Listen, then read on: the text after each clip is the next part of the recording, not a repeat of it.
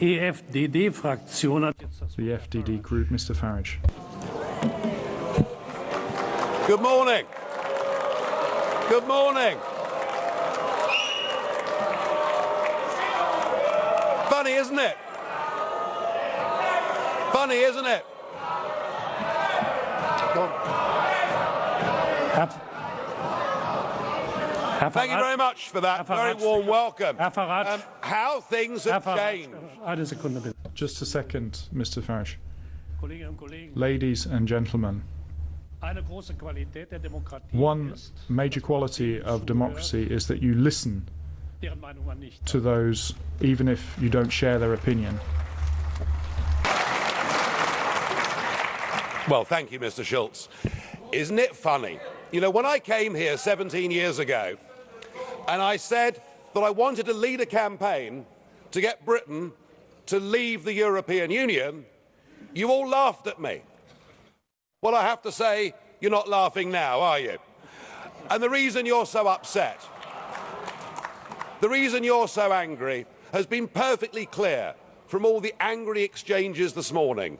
You, as a political project, are in denial.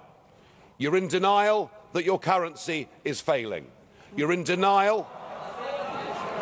Well, just look at the Mediterranean. No. As a policy to impose poverty on Greece and the rest of the Mediterranean, you've done very well. And you're in denial over Mrs. Merkel's call last year for as many people as possible to cross the Mediterranean into the European Union has led to massive divisions between countries and within countries. But the biggest problem you've got, and the main reason the United Kingdom voted the way that it did, is you have, by stealth, by deception, without ever telling the truth to the British or the rest of the peoples of Europe, you have imposed upon them a political union. You've imposed upon them a political union. And when the people in 2005 in the Netherlands and France voted against that political union, when they rejected the Constitution, you simply ignored them and brought the Lisbon Treaty in through the back door.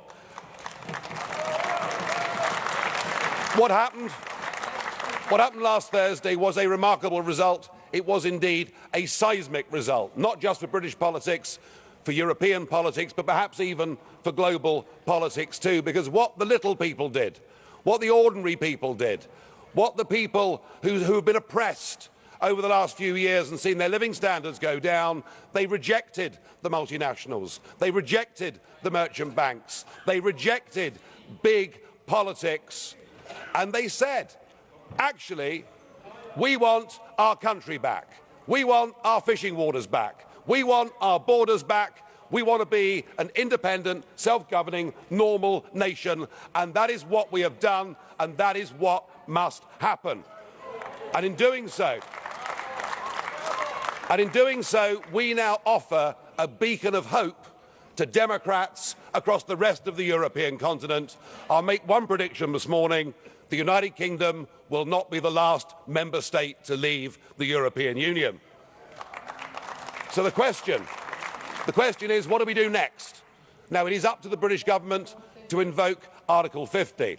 And I have to say that I don't think we should spend too long in doing it. I totally agree, Mr. Juncker, that the British people have voted. We need to make sure that it happens. But what I would like to see is a grown-up and sensible attitude to how we negotiate a different relationship. Now I know that virtually none of you have ever done a proper job in your lives, or worked in business, or worked in trade, or indeed ever created a job. But listen, just listen. Herr Farage, Augenblick. Mr. Farage, just a second. Liebe Kolleginnen und Kollegen, Ladies and gentlemen, Verständnis für Ihre Aufregung. I do understand that you're getting emotional, but you're acting like UKIP normally acts in this chamber, so please. Don't imitate them. Mr. Farage, however, I would say one thing to you. The fact that you're claiming nobody has done a decent job in their life, you can't really say that. I'm sorry. No, you're quite right, Mr. Schulz. UKIP used to protest against the establishment, and now the establishment protests against UKIP. So something has happened here. Let us listen to some simple, pragmatic economics. We, between us, between your countries and my country, we do an enormous amount of business in goods and services. That trade is mutually beneficial to both of us. That trade matters. If you were to decide to cut off your noses, to spite your faces, and to reject any idea of a sensible trade deal, the consequences would be far worse for you than it would be for us. And even no deal is better for the United Kingdom than the current rotten deal that we've got. But if we were to move to a position where tariffs were reintroduced on products like motor cars, then hundreds of thousands of German workers would risk losing their jobs. So why don't we just be pragmatic, sensible, grown up, realistic, and let's cut between us a sensible tariff-free deal, and thereafter recognise that the United Kingdom will be your friend, that we will trade with you, we will cooperate with you, we will be your best friends in the world. But do that, do it sensibly, and allow us to go off and pursue our global ambitions and future. Thank you.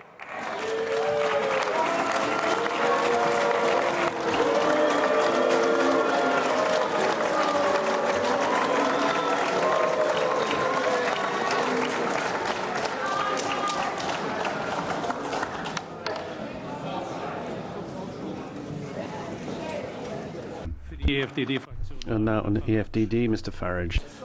The London stock market's rallying strongly this morning. It is now 12% up since its February lows. Sterling is weak, but then it started declining from July 2014. And the Prime Ministers of Australia and New Zealand are now vying for who can be the first country from outside the EU to do a trade deal with the United Kingdom. Things are looking pretty good.